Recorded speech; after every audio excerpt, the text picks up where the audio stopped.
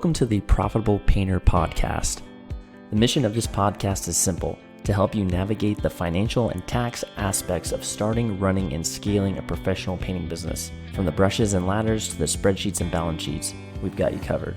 But before we dive in, a quick word of caution. While we strive to provide accurate and up-to-date financial and tax information, nothing you hear on this podcast should be considered as financial advice specifically for you or your business. We're here to share general knowledge and experiences, not to replace the tailored advice you get from a professional financial advisor or tax consultant.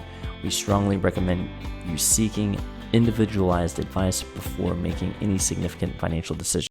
This is Daniel, the founder of Bookkeeping for Painters, and today I'm here with Brandon Pierpont.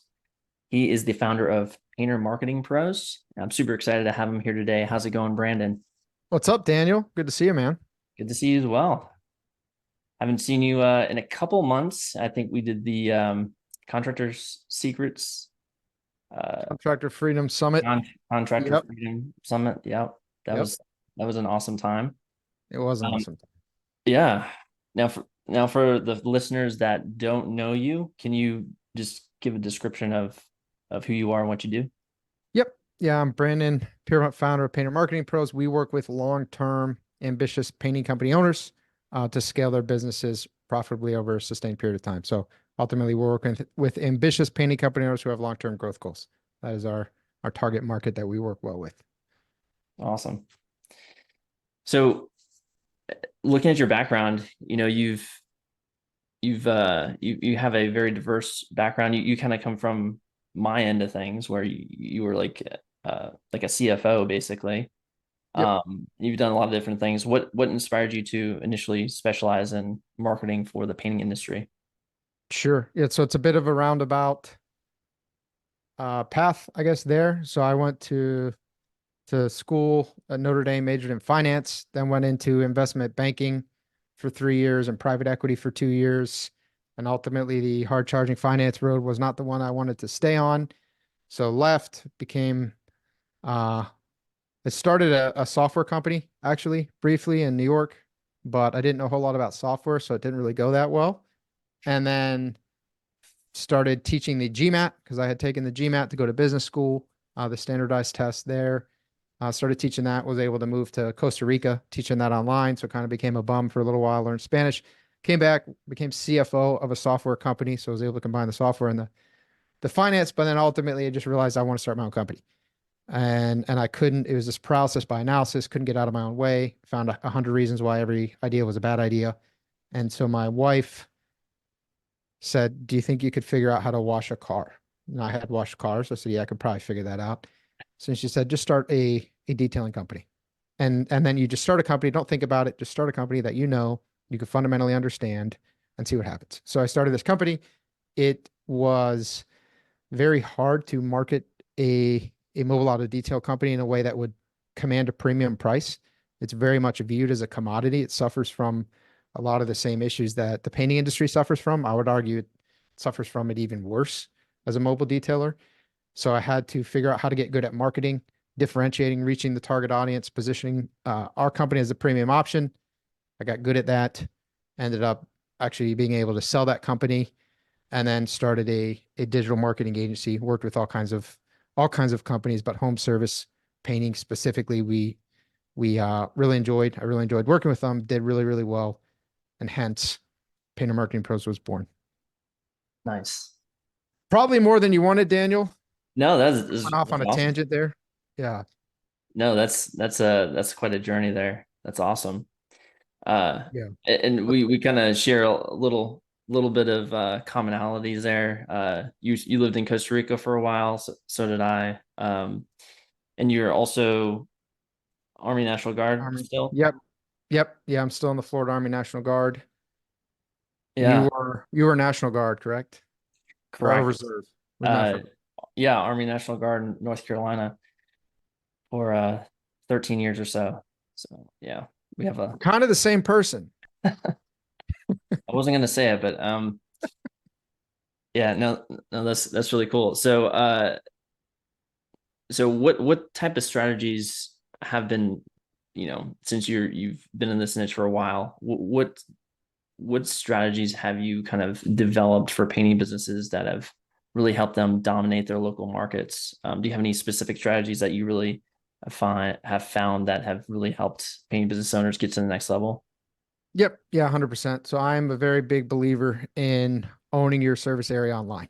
So for people who are searching for you for best house painter near me, painters near me, painting companies, my area, right? Painter in X, Y, or Z city, house, cabinet painting, you should show up. You should not only have your website show up, you should have your Google business profile show up. You should show up in a way that's professional. So your site's built in such a way that people are prompted to take action. So they're prompted to either give you their email or their phone or call you, whatever it is that you want them to do. And then you should have a really refined sales process. So something that's automated, you're utilizing a CRM. We use one called Go High Level for a lot of our partners. We have it built into our system. I know that you're very familiar with that since you have multiple companies. There's another, Drip Jobs. A lot of people who we work with will use Drip Jobs, and they have a lot of these automations for Tanner's CRM. So having that tight sales system, what's called speed to lead. So getting in touch with the lead right away, building the value over time, before the estimate, after the estimate, all that stuff is really critical. And then that's the long-term stuff. The short-term stuff, we focus a lot on paid ads. Paid social right now is performing exceptionally well. But again, that treatment of your lead, that sales process is so critical. And I think a lot of companies miss that. They think it's a good lead or it's a bad lead. It's like a black or a white, right? But there's no, well, maybe the lead would have been a good lead if you had a good and compelling sales process, or if you had a really professional representation of your company on and offline, then maybe that lead actually was a good lead. But because you failed to present any kind of real value, except for, hey, I'm a painting company and I'll paint your house, the lead didn't really end up becoming a good lead for you. Yeah. So I guess you mentioned one of the things, which was speed to lead, as being one of the things that could help, improve that sales process. How fast are we talking? Within 60 seconds. 60 seconds. All right. Yeah. You got to have somebody basically standing by the phone ready to respond, or yeah. So we hire people. platform. Yes. So we hire people who their only job is to stare at the phone. So we have like a team that does this. And for all the partners we work with, we actually have video cameras looking at them to make sure that they're just staring at the phone. No, wait, hold on. That's not let me back up. No, wait, we use automations. That's right. So we don't actually have people who just stare at the phone, because you don't need to do that. You can use automations. You can use software. It's plentiful. It's very readily available to you. If you use people like Daniel, his services, our services, Tanner services, it's there to where when a lead comes in, even a lead that fills out a form on Facebook, or even a lead that fills out a form on your website. So they haven't picked up their phone at all. They're on a computer. Boom, you can call them within 60 seconds, because that's just a thing that can happen with technology. So if you don't have any idea what I'm talking about, if that seems very foreign to you, then there's a very good chance that your sales process could be improved. Yeah. Yeah. I think I saw some stats that was basically said, if you're not reaching out to your leads within like 3 minutes, the value of them goes down by at least 50%. It's something crazy. It's after 5 minutes. I have read that it's like 1/15 of the value. I mean, it's remarkable. So it's probably 1/5 after 3 minutes, 1/5 after 5 minutes. I feel like, man, what's the point? Those stats are depressing when you read them. It really, but the overarching theme is get in touch with the lead fast. And if you think about what people want, they want communication. They want to be cared for. They want to know that you're going to be readily available. If you're not readily available for them, let's be blunt here. If you're not readily available for them when you're trying to take their money, you're certainly not going to be readily available for them when there's a problem and they need you to come back and fix something. That's what's going on in their mind. Yeah. Or just like, they're just like, I want to get this handled right now. And they're just going down the list of painting contractors. Like, okay. Oh, he didn't answer. Okay. Next one, Commodity. Yeah. So are there any other big things in the sales process that really help, take that lead and actually turn it into a prospect and a customer? Yeah. So communicating by a different mediums. So we do, voice, we prompt that voice call. So it's actually a feature where when someone submits a lead form, the phone of the painting company, whether they're using an answering service or doing it in-house or however they're doing it, their phone will ring. It's a little robot, says, Bob, just request an estimate, press one to be connected to Bob. They press one. Now that's how they call him within 60 seconds. If he doesn't answer, then it's going to wait a minute and it's going to send him a text. Hey, Bob, this is Mike with Mike's House Painting. Sorry, request an estimate. Want to get it set up for you. When works best for you? Then send Mike a link to Selfbook. Give Mike the ability to go ahead and put himself on the calendar so he doesn't have to communicate with someone if that's difficult or if it's after hours or whatever. Send an email too. Some people, especially older people, will maybe respond better to the emails. A lot of people typically respond better to the text. So having this varied communication is a key point, and then positioning your company to sell on value. So we call it USPs, unique selling propositions, but it just means why people should choose to do business with you and pay you more money. That's ultimately what it comes down to. So if you don't differentiate yourself, then the natural, logical action is for someone to choose the company that charges the least amount of money. If they're all the same, then they should just base their decision on price. So you have to give them reasons to not do that because you don't want to, the race to the bottom is not a winning one for painting companies. Mm-hmm. So you do that through estimates that maybe if you have a warranty, include a link, to a PDF with your warranty, right? Include little videos. We have little video templates. Hi, I'm Mike with Mike's House Painting. Thanks for requesting your estimate. They get that sent via text to them before the estimate. So you're already positioning yourself to sell on value versus, hey, thanks for requesting an estimate. I'm number 2 of 4 estimates that you're going to get, and here's my price, and go ahead and compare it to the other ones, and then just pick the lowest one.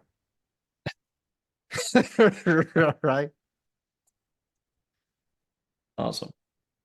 Going back to what you were talking about earlier, the way that you kind of work, you have the short-term strategy, like how do you get leads in the short term, and then you have over the long term.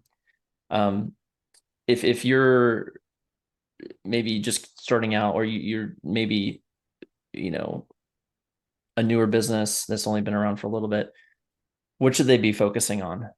Like, should they just go off the short-term strategy? Should they start the long-term strategy, or both at the same time? Short term.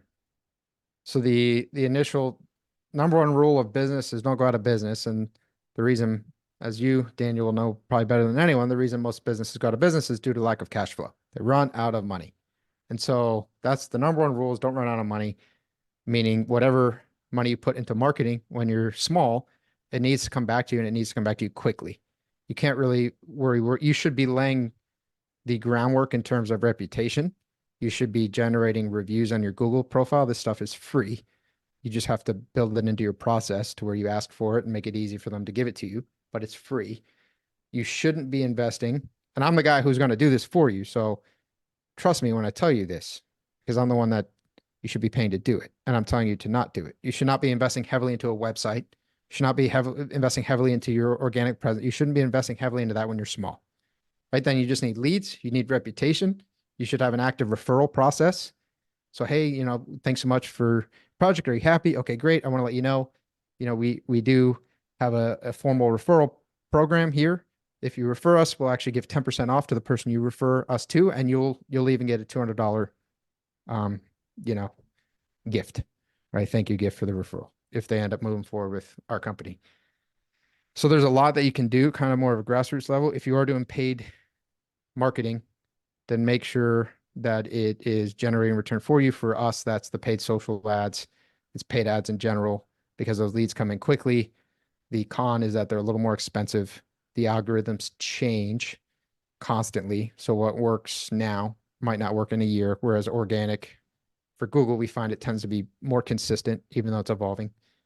But yeah, that's, again, long answer for you, Daniel, but short-term versus long-term, that would be the priority for a smaller company. Yeah. So basically get money in the door as quickly as possible. And it might be counterintuitive. Like a lot of folks get hung up on when they're getting started, like, oh, I need a website. Like you can't have a business without a website right now, so you're kind of basically saying, don't worry about that as much, go actively go after people, not because having a website is kind of passive. Like you make a website, nobody knows, nobody necessarily is going to find out that you exist just because you made a website. But you're saying like go do more active type marketing when you're getting started. Yeah, you need to see the return, right? So you can afford to invest into a well-designed, a fully built out site. So we build a site, it's 25, 30 pages a lot of times that we're building, right? And then we're doing a whole lot of stuff behind it to rank each of these individual pages. You shouldn't be doing that. And then we're saying, hey, it's going to be 6 months, 9 months, 12 months before this really becomes a real revenue generator for you. That's not what you should be thinking or trying to do when you're small. Unless you come in and this is a second business for you, or you have a full-time position and you want to walk into a company that's really doing well and already producing revenue. So then that's a different conversation. But I'm assuming for the purposes of this conversation, you're bootstrapping a company, you don't have a lot of money, you're small, and therefore you need to see the return. For the actual website, I think you should have a website, because I think you're going to lose opportunities if you don't, especially for some of the better opportunities. They'll probably want to look you up. It should be on your business card, but I would just use Wix. Wix or GoDaddy or Squarespace, whatever. Go onto these. They have these website builders. You can hire somebody. You can even hire them through the platform. So you can go to Wix, and I think they make it easy to find a developer. Maybe you'll spend $500. The site's not going to rank. It's going to be a one-page site, but it's good enough. So if somebody looks at you online, they do their homework, they see, wow, this is a professional painting company. That's all you need. It's a professional image. It's not going to generate any new leads for you, but it will help you close your current leads. Gotcha. So just get something up and then, improve it substantially down the line. Don't get too hung up. Make it a real marketing avenue when you can afford to invest in long-term marketing avenues. But for the beginning, just have that kind of minimum viable product.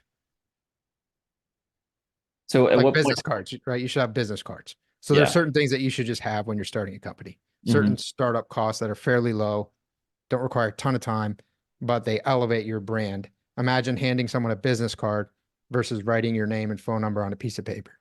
You would want to invest into the business card. Right. This is along those lines. Yeah.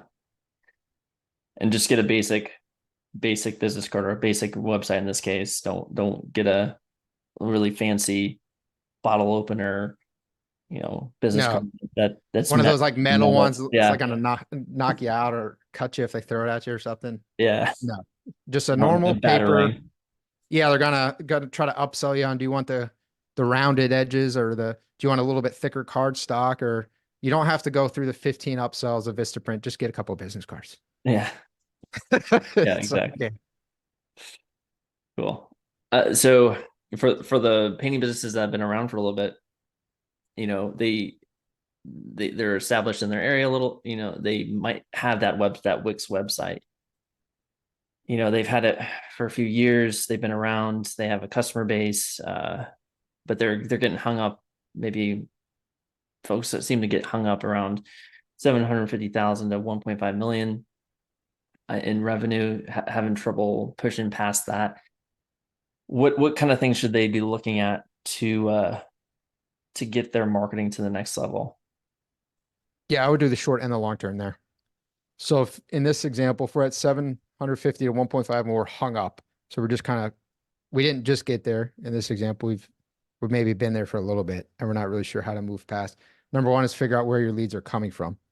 Probably if you're stuck, either your lead generation is somewhat passive. So maybe you're getting a lot of repeat and referral, but you don't really have a defined marketing system that you understand. Maybe you just only have yourself as the estimator. And so there's just only so many leads you can get to, but it's usually not the case that painting companies are just ignoring a ton of their leads, but it could be. It could be a close rate issue. So there are a couple of different things, but odds are pretty good that you need to get a more formalized marketing plan in place. So you should know where your leads are coming from. You should know how much that lead source, the cost per lead is. You should know your close rate. You should have access to all this data, and you should have a website that's generating business for you. That's not just, well, they look at you, they found you through an ad, or they, gave them their business card or whatnot.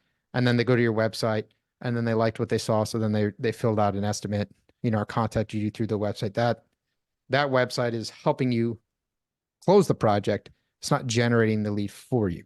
You should have it as its own lead channel. So when you get to that size, you need to start creating a variety of different channels. I call them like fishing lines in the water. You should have quite a few of them.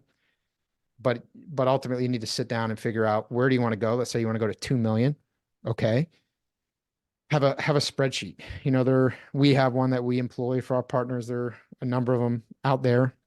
But what's your average ticket value? Average ticket value is $5,000. What is if you want to get to $2 million, that's $167,000 a month. At $5,000, and I'm just saying this math, but $5,000, I think it's 33 projects a month. So we need 33 projects a month. You can back into that. Okay, let's say, and I think the numbers are correct because I was looking at our spreadsheet earlier today, but there's a chance I messed something up. So if you have 33 projects that you need to complete at $5,000 a project to be a 167 a month, and you say, I have a 40% close rate. Well, then to complete 33 projects, you close 33 projects, you need about 83, I believe, leads. Yeah. Estimates. So 83 estimates. So you go out and you conduct 83 estimates. If you close 40% of them, then you land 33 projects. Now, every lead that you get is not going to turn into an estimate. I hear, whether you want to call it conversion, I call it set rate. So a lead comes in, what's your set rate? If your set rate is 80%, which is around what it should be across the board, then I want to say you need 104 at an 80% set rate to get to 83 estimates. Yep. Yeah. 104. I'm doing the math as you're talking. Yeah. I appreciate you. You're the math guy. So I'll kind of throw it out there. As long as I have a calculator, I'm the math guy. If I have to do it in my screwed. So now we know, okay, we're at 750,000 to 1.5 million. We want to be at 2 million. Obviously, we're neglecting seasonality in this example. You would want to factor that in. But we're saying we're straight lining it. We're saying it's just $167,000 a month. Every month gets you to $2 million. At $5,000 average project value, you need 33 projects. To get 33 projects at a 40% set rate, or a 40% close rate, you need 83 estimates. To get to 83 estimates at an 80% set rate for your leads, you need 104 leads. 104 leads, set it to 83 estimates, set it to 33 projects. So then how are you getting 104 leads? So then you look at, that's where understanding your marketing. Where are your leads coming from? If you're at 750,000, 1.5 million, are they referrals? If they are referrals, a lot of them are repeat or whatever. Was it active, or did it just kind of comes in when it comes in? And it doesn't come in when it doesn't come in. Is it a super passive thing and you don't really have any control or clear visibility into your marketing? Because only then can you actually start to formulate a true plan. And when you are at that size, you should be doing this. I think when you're small, I'm not a big proponent of this. I think you need to hustle and grind, and I think you need to get to some scalability. But when you're between 750 and 1.5 million, you should have a true marketing roadmap at that point. Mm-hmm. That's good stuff. So yeah, 104 leads. That's like 3.5 leads per day. So yeah, that breaking it down like that gives you a really good roadmap on how you're going to get to whatever goal you have set. And then from there you can kind of figure out, okay, where can I put my dollars to get that amount of leads, or can I put my energy to get. And if you're getting, let's say you're getting 40 leads a month or something, okay, these are repeat referral and they're passive. They're just because you've been around for quite a few years and whatnot. So people come through. Well, what if you start being more active? What if you do what's called database reactivation, or you reach out to all your past customers, right? Can you generate an uptick there? Okay, now we're at maybe 50 or 60 a month. Okay, well, have you ever run paid ads? Are you getting anything through Google local service ads? Are you getting anything through your Google business profile, which comes back to organic? Are you getting anything through your website, which is organic? Have you run paid social, Facebook? The good thing about paid ads and paid social especially is it becomes like a volume knob. It's like a knob.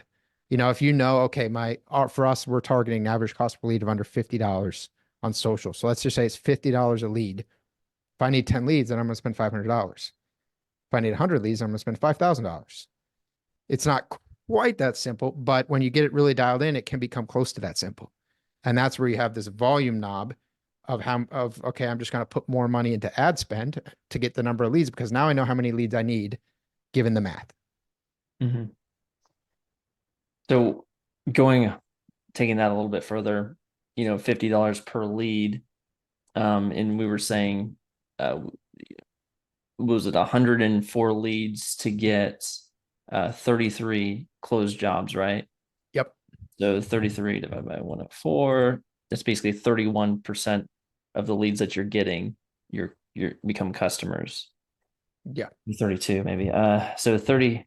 So if that's the case, so that's basically you got to have 3 leads. So it's $150 to get a closed customer. So then you can start doing like the customer acquisition cost Yep. for that. What Yep. And you should is be that looking at your is that a revenue. go ahead? Oh no, I just, we're on the bookkeeping for painters. So you should be looking at your revenue. Marketers are going to say, oh, look at the revenue, right? Revenue. Yeah. Revenue's vanity, profit, sanity. The marketers don't fully control your profitability. So that gets outside of their control, but you need to look at your revenue. Let's say it's $5,000. Let's say your gross profit's 50%, your gross margin. Now you're at $2,500. And then you have some overhead and maybe some other related costs, but let's just say your straight gross profit is $2,500. So at this point, you're spending $150 for $2,500. Now you do need to factor in your estimator's time.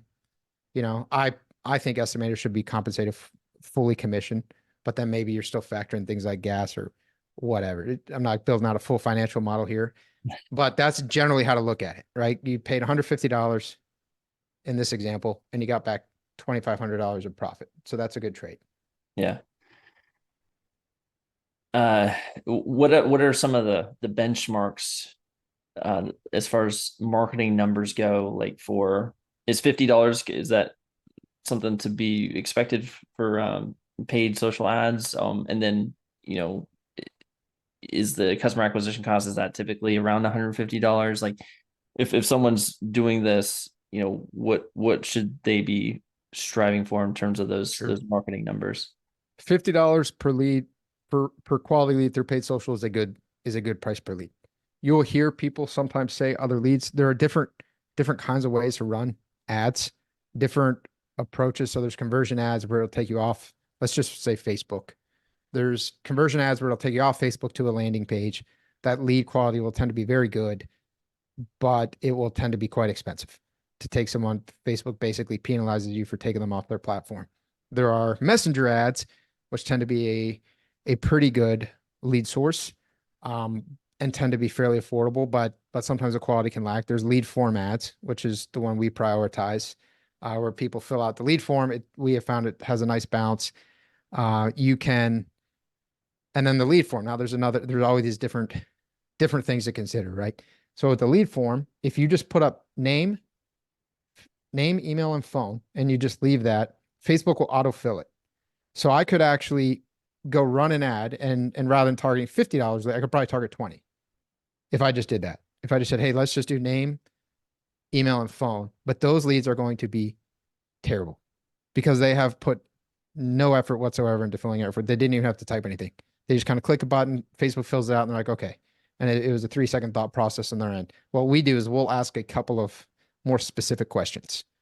And we'll ask kind of what they're looking for, where they live, right? So a couple of things like that they have to type in, that Facebook will not autofill for them, and they cannot submit the form. What that does is it reduces your lead flow because people will not do it. You've created an obstacle, a barrier. So the people who really are not committed at all are now going to fall out, but the quality of the lead is going to go up. The more obstacles you put in front of somebody, taking them off Facebook into a totally another website is a big obstacle with a conversion ad. The more obstacles you put in front of somebody, the higher the quality of the lead, but the lower the volume of leads.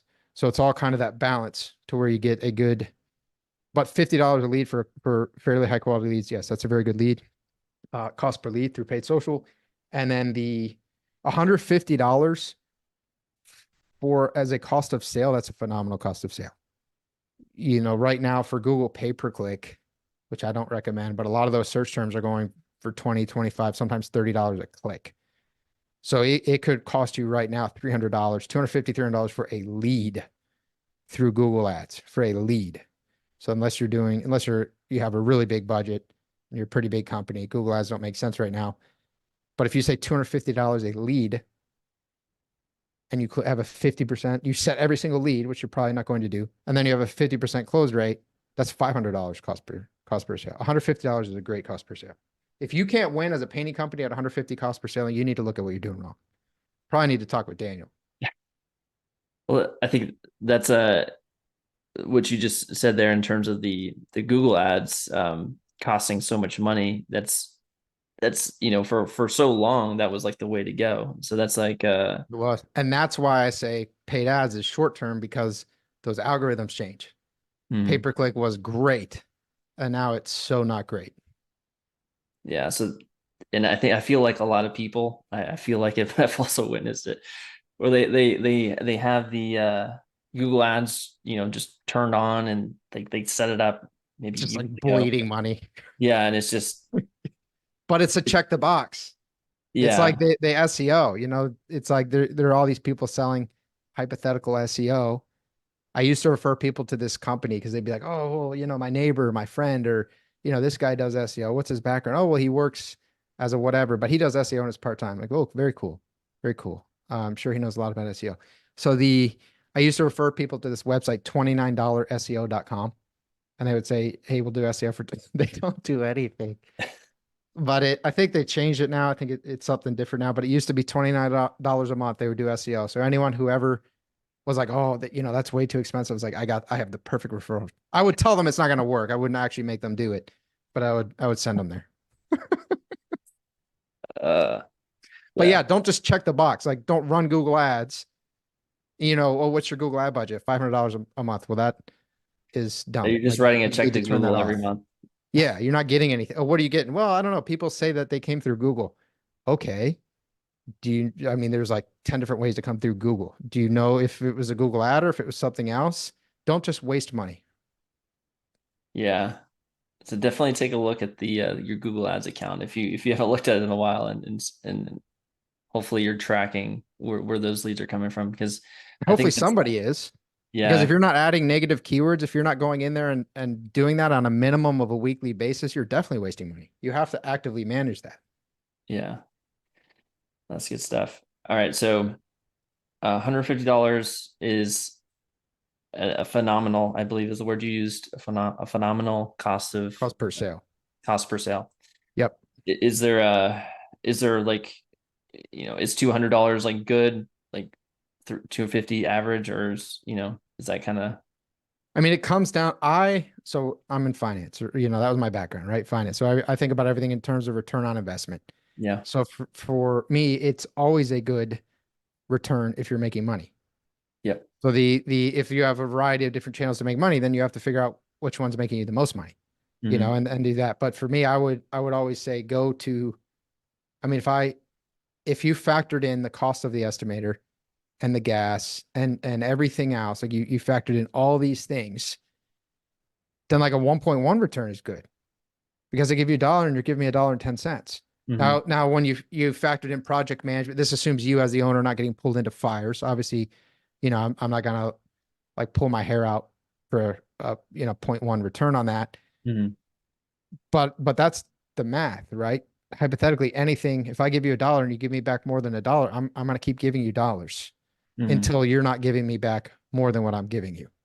So if it's 150, if it's 200, I don't care if it's $500 cost per sale. If I'm making $2,500 and my company's running away that I'm not, as the owner, I'm not getting pulled back in, I'm making 5x my money. Yeah, that sounds great. That's how I think about marketing. But a lot of painting company owners come into it so passively, they haven't never really officially done it. They've grown through word of mouth. They don't actually fully understand where their lead's coming from. They say like, oh, well, they ask them and they say it's Google, or they're just sort of past customers, but they haven't spent anything. And then they kind of look at this stuff and it can be jarring, but this is how you look at a business. In private equity, we would buy companies that were undervalued, that had issues. We would solve them. We'd go and do a bunch of operational fixes, and then we'd sell them. And so the whole idea was looking at a business as an investor and understanding the mechanics of business. This is how you look at business. So it's a little bit different. I don't know if that answered your question, Daniel, or if I just went off on another tangent here. No, so basically, I definitely agree, because if you look at the national data, the average painting business, they're spending like 1% on advertising. So basically, they're not spending any money on their advertising. On average, most painting businesses. Now, of course, the folks that want to grow, they're spending, 5 to 10% of their revenue on marketing. So yeah, and for folks that are in the 1% group, their jaw drops. You're like, oh, you have to spend that much. That's kind of a big thing. The idea of spending 10% of their revenue on marketing, that they're kind of surprised that is a thing that you can do and also be very profitable in doing. Yeah. And like you were saying, if you can 5x your customer acquisition costs to your gross profit. Like if you spent $500 on your customer acquisition cost, but your gross profit on that job was 2,500 because you sold it for 5,000, let's say, and direct costs were 2,500, leaving you with 2,500 of gross profit. That's a 5x return kind of for gross profit. And I know other folks kind of use the return on investment in terms of revenue. So they spend $500 customer acquisition cost. They should be aiming for a 10x return on investment in terms of revenue to kind of gauge how they're doing. Do you have any kind of numbers that you look at in terms of evaluating how you're spending your marketing dollars, and are you getting a good return on investment on it? Sure. I'm going to go into a little bit of a rant here, Daniel. I hope you're ready for this. So the 10x thing, I kind of hate that. I kind of hate that rule because it's such a lazy way to look at this. It's so lazy. It's like, oh, well, I heard from X, Y, or Z person in the industry or just in general that you should get a 10x return on your marketing. And then they just look at, okay, what is the revenue in their marketing? They're not breaking it down by channel. They're not actually caring what their profit margin is on their projects. They're not actually factoring in the overhead versus direct cost of sale. And they're not factoring in when a lead comes in, what they should be doing with that lead. It's a good litmus test. It's a good general benchmark of like, am I just roughly in the right area? But it's not the right way to look at marketing. So if we back up into the people you said are in the 1%, like they're spending 1% of their, they're not doing anything, right? They're not really investing into marketing. Maybe they're buying some yard signs or whatever as part of their business, and they're calling that marketing, which is a form of marketing. So they are now at, let's say, $1 million. You use the 750 to 1.5. We're just going to put them in a million to keep this easy. So they're at $1 million, and they want to get to $2 million. And they've been around, let's say, for, I don't know, 5 years. Been around for 5 years at $1 million, and they don't invest into marketing for all intents and purposes. They don't invest. Then they're like, I want to get to 2 million. They start investing in marketing. They either pull someone in. So you have a few options when you decide to market. You can pull someone in like a marketing director. You're probably not going to really be in a position where that makes a lot of sense for your company to do that, to hire a full-time person, because someone who really knows what they're doing is probably going to be minimum 60, 80K a year. You can figure out how to do it all yourself, which again is also probably going to be not what you want to do. Or you can hire an external party, right? Like outsource it essentially, like an agency or some consultant or something along those lines, right? Then you want to go to 2 million and you start spending into marketing. You start investing into marketing. So now you're running, let's say, the paid social ads. You figured out how to run Google local service ads. They set those up for you. Maybe you're doing your organic, your SEO, your other stuff like that. Now you get to $2 million. But then you go look at your cost of, let's just focus on your marketing as a percentage of your revenue. And let's just say we hit that 10%, right, for the additional million. So now you look at it and it's like 6%, 5 or 6%, because we have the 1% that you're spending for the first million. And then there's now another, 5 or 6%. So we have like 6% cost of marketing. And you think, man, I was doing better off by myself. I was only spending 1% of my market. Now I hire these guys who are supposed to know what they're doing. I'm sitting here spending 6% or 8%, but you're not factoring in the differential, right? The repeat referral, that's automatic. You will get to 2 million. If you run a good company, you'll get to 3 million. If you run a good company without ever doing marketing, it's just going to take you a long time. Just run a good company. Just run a good company in an area that has any sort of reasonable population over an extended period of time, and you will get to $1 million, $2 million, $3 million. If you want to get there in a way that doesn't take you 20 years or 30 years, then invest into marketing and view it as, okay, here's what I spent on marketing. Here's the revenue that came in through it. Here's the profitability that came in through it. Here's how I took those leads and I further monetized them through an active repeat and referral process. Here's how many reviews I was able to generate. And now I'm seeing, oh, my close rate's actually improving as my review and my reputation goes up. My organic presence and my leads that are coming from organic are also improving as my reviews go up, which again, the reviews are coming from past projects. And now I'm seeing that the company's growing a lot and I'm still making money on those dollars. So don't view it as, well, this is what it was before, is 1%. Now it's 6 or 10 or 12, whatever it is percent. And therefore it's not a good idea. View it as, are you making money on your marketing? View it like an investor. View it like you're in finance, or like that's how I view it. Mm-hmm. No, that makes sense. I feel like you're asking me fairly straightforward questions, and then I'm just going on rants and like diatribes, and hopefully I'm not messing up your podcast, Daniel. Yeah, we'll have to re-record this one. No, I'm just kidding. No, it's good stuff. Scrap it. It's like we're too far out in left field on this thing. Like you say it's 10%, I just say yes. Next question. Yes, that is what you should do. Yeah. No, that's awesome. It's good stuff. So one of the things that you do is you have the Painter Marketing Mastermind podcast, right? Yep. That's the name of it, right? Yeah. Made it long and difficult on purpose, but you passed the test. So you've interviewed a lot of folks on that. You've been doing that for a little while. And it's a great podcast. Definitely anybody who wants to improve their business, definitely listen to that. So what kind of key takeaways that have you learned doing that podcast? Have you any particular people or ideas that you've kind of gleaned, by running that podcast over the last, how long have you been running it? About 2.5 years now. No. Yeah, I've been running it for a little while. So the number one, I think I figured out why I'm enjoying your podcast so much and why I'm going off on so many tangents, because normally I'm the host. As a host, you have to be pretty comported. You've had to listen to me and I would have to listen to you if the tables were turned. But now you have to listen to me, Daniel, because I'm the guest. So I think that's why I'm like really getting into this one. Now that you bring it up, I'm like, man, what? I'm like really enjoying this. But what I've learned is there's tons of different ways to succeed. And I've heard of just the most interesting marketing tactics, just the most interesting philosophies. There are standards, there are consistent things across the board that successful painting companies do. They know their numbers, they understand their profit margins, right? So people listening to you probably already understand the importance of understanding their financial metrics. They know their marketing numbers. They typically know where their leads are coming from, what percentage of those leads close via channel, how much they can pay to acquire a customer, and it still makes sense. And they typically think about their company as a business.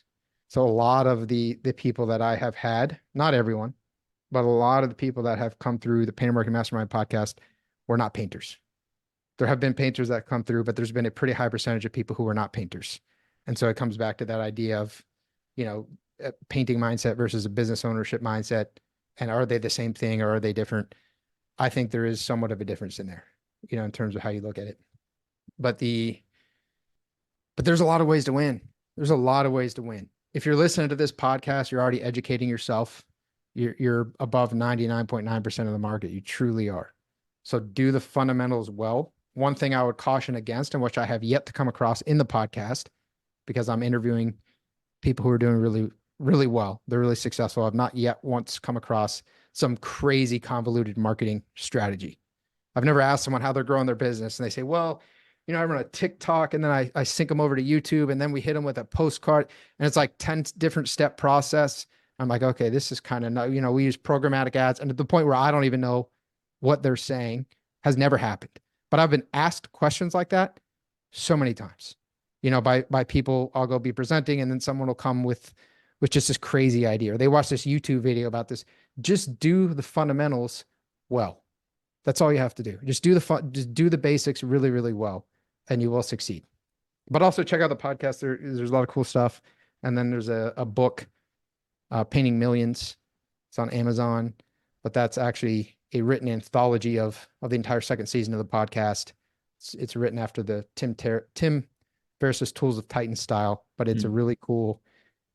I go back and I read it sometimes because there's just really interesting stuff in there in terms of innovative marketing and other strategies, employee compensation, all kinds of stuff in there. Awesome. That's good. That's good stuff. Cool. Well, if someone is interested in working with you or wants to, listen to the podcast, how do they get a hold of you? What should they do? Yep. Yeah. They can send me an email, Brandon at paintermarketingpros.com. Cool. All right. I appreciate your time today, Brandon.